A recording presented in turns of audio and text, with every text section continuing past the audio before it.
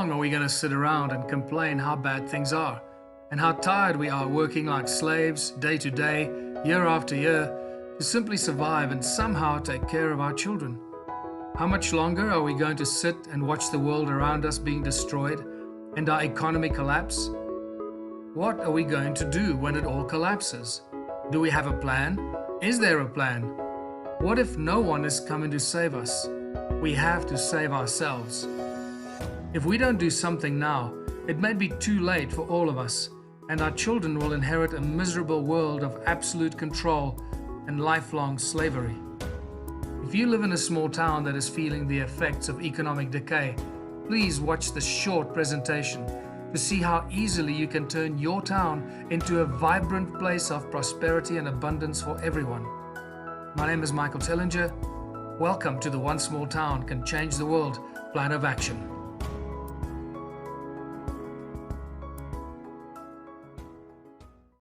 Let's get to the implementation plan of action. First thing we need to do is find a mayor, a willing mayor that wants to do this. The mayor becomes the face and the voice of the plan that drives the strategic implementation with regular videos and PR and publicity on the internet and all the social media platforms with updates and progress and all the successes of the small town. What size of town is most suitable for this implementation? Anything from 5,000 to 100,000 people. The reason for this is that even if a small percentage of the people in the town participate in the projects, there's still enough people every week to put to work in the projects that we will initiate. The foundation of One Small Town is our own supply of electricity. This is critical because our own supply of electricity becomes the tool of unity. It becomes the foundation for all the businesses and projects we want to launch. We cannot do anything without electricity. And when the power goes down, our community and society goes down. Keep in mind that electricity is one of the cornerstones of control. We have this new leading edge technology available. It's renewable green energy, brand new technology that has never been seen before. And this is exclusive to One Small Towns and One Small Town mayors and people of One Small Towns who want to embrace this simple philosophy. Our generators are ready for manufacture. All we need is a mayor who wants to participate. The best part about it is that no funding is required, because remember, we're using the tools of enslavement as tools of liberation. All we need is a willing mayor and a council to proceed. We sign a power purchase agreement with the mayor, a generator is installed.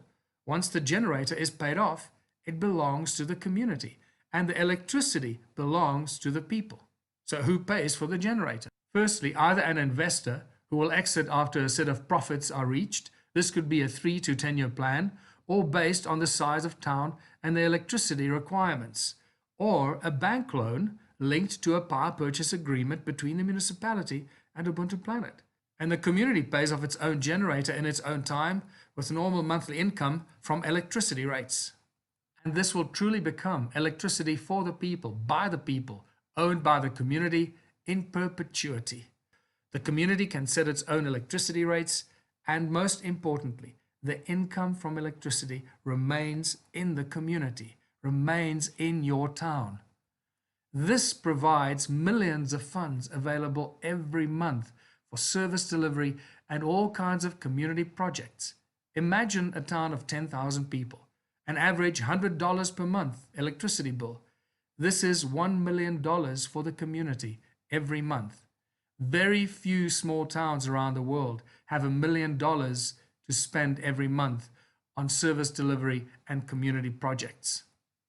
Even if no one wants to participate, but the mayor has seen the wisdom in this, the mayor can still install the generator without the notion of the people. Because once the generator is installed, he can use the electricity income for all kinds of infrastructure and community projects. The community will instantly benefit without even realizing it. Various projects can be launched. People realize the benefit and start initiating new projects themselves because of the electricity income belongs to the community. We appoint a project management team that goes out to identify all the industrial potential, like all the empty farms, the factories, the malls, the resorts, anything that could be used for the benefit of the community. Just take a look at this list and set your imagination free. as to what could be utilized in your town that can benefit the community and be turned into a vibrant business. Then we go and identify the people potential. The engineers, the teachers, the carpenters, the plumbers, the welders, the farmers, the inventors, the scientists. Our communities are made up of many talented people. Many people that have got skills not being used to benefit the community. People that can't find a job in their specific area of expertise. People that work at McDonald's while they should be creating new materials. We start various projects and businesses with all these talented people in our town, managed by experts, chosen specifically for each project. Remember that these projects are owned by the community and the investor. Then the mayor continues with his weekly PR, and he invites all the best inventors, the healers, the scientists, the engineers, farmers, teachers, IT geeks, anyone who is attracted by what we're doing in our small town. And why can the mayor invite all these people? Because we have all this monthly funding that we need to put to some use, create community projects that will turn into strong businesses that serves our community.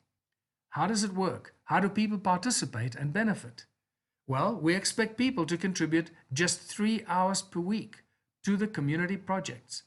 Very important thing is that participation is voluntary. No one is forced to participate, but all those who participate receive benefits from all the projects that we initiate, whether it's food, services, technology, whatever it is we do. Participants become co-owners of all these projects. And when they participate and become co-owners by simply contributing 3 hours per week, they receive 1/3 of the profits from all the projects that get distributed every week. The emphasis here is on all the projects, because when you contribute your 3 hours a week, you're contributing towards the collective benefit of everyone in your community. And this makes thousands of volunteers available every week for many community projects. A town of 10,000 people, if only 10% of the people participate, that gives us 1,000 people every week that are working for 3 hours every week. That gives us 3,000 hours of free labor every week for things that are often neglected. And that means that the town will need many projects to put all these volunteers to work. And suddenly you realize that everything becomes possible. The volunteers do not manage the projects. This is a very important thing to understand. The projects and businesses are run by specifically chosen experts in their field and management teams that will run every project as a business, not volunteers. The volunteers make up the bulk manual labor force that normally costs a lot of money. Big companies that have an equivalent number of employees comparable to our small town will pay millions of dollars every month to pay for this labor, and yet we have this labor available for free every week. What kind of projects do we start? Well, obviously, first and obvious things. Maintenance and repair of our town and all the services that we need, the parks, the roads, the sports facilities, care centers, soup kitchens, theaters, orphanages, recycling, and so many more things that we do to make our town beautiful. We beautify our town and environment to elevate the spirit of the people. We make our town attractive to tourists and all the visitors, because that in itself turns into a very lucrative business potential. We identify short-term to long-term projects, and then we obviously start with the projects that bring us the most immediate turnover, like dairy and bakery and mill, cheese, eggs, wood, fish, and even services, not just and produce, but also services like design and architecture. Keep in mind that there are many talented people in our communities that don't have work, that are sitting on their backside that would love to do something. Products and food and providing services will definitely become part of the community projects. We can look at technology, healthcare, sports, arts, theater, tourism, so many other things. Then we launch projects with specifically chosen experts like new materials, pharmaceutics, and so much more. Remember, we have the talent and the funding and the free labor to do all these things. And suddenly, everything becomes possible. Keep in mind that all our projects will be integrated projects. They will all help support each other. They will share components, ingredients, and services. Because every business has byproducts and offcuts and spin-offs, and recycling is a great example of this. For example, the corn will not just be sold in bulk, but will start food production that will use the corn that we grow.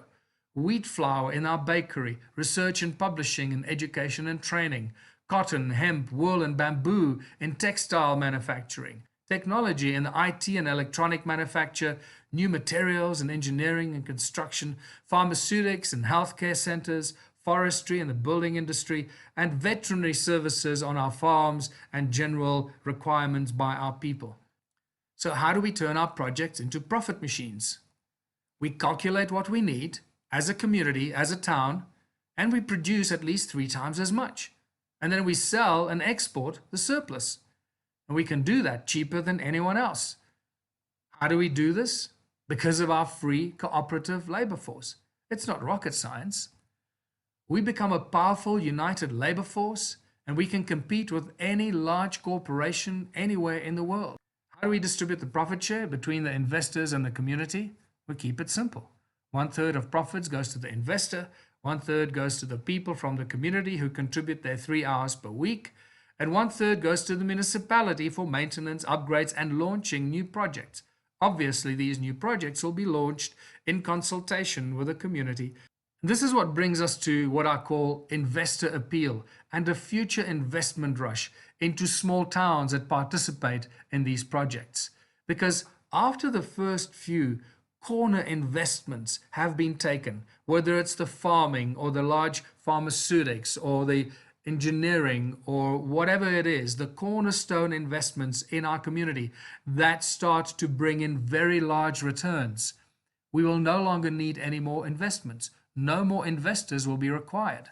So I believe that there will be a rush in the future. Once the conscious investors and millionaires realize that small towns are really attractive and lucrative investment opportunities, there will be a rush by conscious investors to find small towns to invest in. So let's talk about the benefits to the people and the municipality. Very obviously, funding is always available for imaginable community projects, mainly from our electricity and also from the investors and the profits that we make from the businesses that we set up. Free or cheap goods, produce and services as we produce, manufacture, share and distribute. Dramatically cheaper electricity for all participants in the projects, and eventually free electricity for all the participants once the generators are paid off. No more investors required for future projects, and it's at that point that our community really becomes enriched and starts to generate even more profits from the projects that we initiate at that stage. And this causes a rapid expansion of innovative spirit and consciousness in our community. And suddenly everything becomes possible. 1/3 of the profits of all projects are distributed to the people. What are the benefits to the investors? Well, firstly, no hostile competition, because our community is based on cooperation and collaboration. We're not going to have 10 bakeries all competing against each other. We're going to have one bakery that's funded by one investor that belongs to the entire community. While we might have different satellite bakeries that are baking bread and distributing and selling bread, the bakery is going to be one business that belongs to the entire community. And this will go for all other businesses. So no hostile competition for investors. This is most likely the most lucrative attraction to any investor into a one small town situation, because the whole community is on your side and cooperates for the highest success. You have a united free labor force from participating community members. No investor will get that anywhere else other than a one small town situation. Cheap or free components and ingredients from all the integrated projects, whether it's maize, wheat, wood, milk, eggs, cotton, hemp, or even services. It gives our produce and our services an unmatched competitive price advantage. And this is why we can compete with any large corporation anywhere on earth. And there'll be many other benefits like cheap electricity, clean water, healthcare, and so much more. The investor retains 1/3 of the profits from their project, as opposed to the people of our community who share the profits from all the businesses. The investor retains the profits from their project only, because that's the project they invested in. How do we attract existing farmers and businesses that are already active in our town and community? First of all, no one is threatened, no one is pushed out. Remember that one small town is a fully inclusive and an inviting philosophy. So what we do is we go to the business owner or the farmer and we say, why don't you turn your business into a community project or a community-owned business? And obviously they'll say, yeah, it sounds interesting, but what's in it for me? And this is what's in it for them. Firstly, we pay for their business. We buy their business as a community. So they get enriched from selling their business to us, while they retain 1/3 of the business. Then they carry on managing the business, for which they still get paid a salary. Then they get free or cheap electricity. They get free or cheap components from our integrated project. They get a free labor force, other than the management team that manages the central key activities of that business. The rest of the labor force is free. Free sales and marketing and IT, free distribution and delivery. All the things that normally cost a lot of money to small, medium, or large businesses will be free because of our voluntary participation of the people of our town. And then finally, the farmer or business owner retains 1/3 of the profits. The next thing to realize is that there is no drastic action required from anyone going from here to there. We don't have to give up anything. You don't have to jump ship or stop our way of life to start another. There is no risk because it's all a simple transitional phase. No one has to leave their job. Keep doing what you're doing. All you got to do is contribute 3 hours per week to receive all the benefits from all the projects that we launch. What happens to the fence sitters, the people that sit on the fence that don't want to participate? Well, they're not going to sit on the fence for long once they realize and see their friends start receiving all the benefits, while they still sit on the fence pondering whether they should get involved. This will rapidly lead to an enhanced productivity because people will start spending more than 3 hours per week at a preferred area of activity. And we create much more than 3 times what we need. How do we do that? For example, the food. Growing food is very easy, and farms can grow much more food than our community needs to consume. And technology or a horse farm, for example. Do you think that 3 hours a week will be enough for a techno geek that wants to spend more and more time in a techno lab and learn things? Of course not. Techno geeks will want to spend as much time as possible, all their free time in the labs and support and learn new skills. And the same goes for the horse farm, for example. Do you think that 3 hours a week is going to be enough for a horsey person to spend with the horses? Of course not. They'll want to sleep there and feed the horses and groom the horses and be with the horses 24/7. People will discover their passions and talents and spend much more time than just 3 hours a week. And then the projects also become skills training centers. And suddenly you will realize that everything in our town has the potential to become a community project or a business that actually benefits the community. Whether it's horse breeding, a sculpting studio, art supplies, fishing, recycling, growing herbs, canoeing, everything can be turned into a project that benefits our community. How much money can a one small town generate? Well, let's look at 100 businesses, and it shouldn't be long before we've actually established 100 new businesses or projects. Any small to medium-sized business should generate at least $100,000 per month on average, and that gives us $10 million per month in a small town. But some businesses will generate much more than that. If we compare our small town to a corporation with an equivalent number of employees, we start seeing a very interesting comparison. You may not be aware that the average corporation with 5,000 employees or more turns over between $1 billion to $6 billion per annum. This is unbelievable. So once we start comparing our town of 10,000 people to a company of 5,000 or 10,000 employees, we realize that the potential of our town is $1 billion per annum or more. And suddenly the sky becomes the limit for our town. Examples of potential income in areas that we don't often think about, like hospital or technology or pharmaceutics. And this can extend into consumables like shampoo, toothpaste, and soap. So, how much money will we make in our health and wellness center with new healing technology, cures for cancer and most other diseases. Well, first of all, how can I say that? Because we know that there are people out there that have cures for cancer and cures for most other diseases. We have seen them, we've experienced them, and we know where to find these people. So, how much money will we generate in our health and wellness center once the word spreads around the world and people start arriving from everywhere to be healed and cured? All depends how many beds we want to put in. Can we manufacture supercomputers? Of course we can. So how many supercomputers can we sell? As many as we can manufacture. What is the ultimate objective of one small town? People receive more money from projects than from their full-time job. Remember that most of the stuff in our town is for free, with very low monthly living costs. What is the consequence of this? Slowly but surely, people start to leave their slave jobs. People get more money working for 3 hours per week than working for 10 hours every day like slaves. There is no contest. And suddenly people realize that we don't actually need money. And yet we have more money now than we've ever had before. And people realize that money does nothing because people do everything. We plant the seeds, we grow the food, we build the bridges and develop the technology. We are capable of friendship and caring and love. Money cannot do that. Keep in mind that there are 168 hours in a week. What are you going to do with all the free time?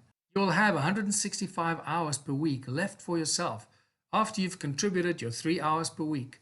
What are you going to do with all that time? Follow your passion, express yourself, use your special talents and skills to do stuff you've always wanted to do. And suddenly we realize that whatever hobby or small project you initiate has the potential for becoming a community project that benefits everyone in our community, whatever that pastime or hobby may be. And we enter a seamless transition where we move from a money-driven society to a society driven by people, their talents, and their passion for life, where everyone contributes their natural talents or acquired skills for the greater benefit of all in their community. Everything is possible, achievable, fixable, growable, doable, reachable, inventable, creatable, renewable, recyclable, a true utopian world for everyone.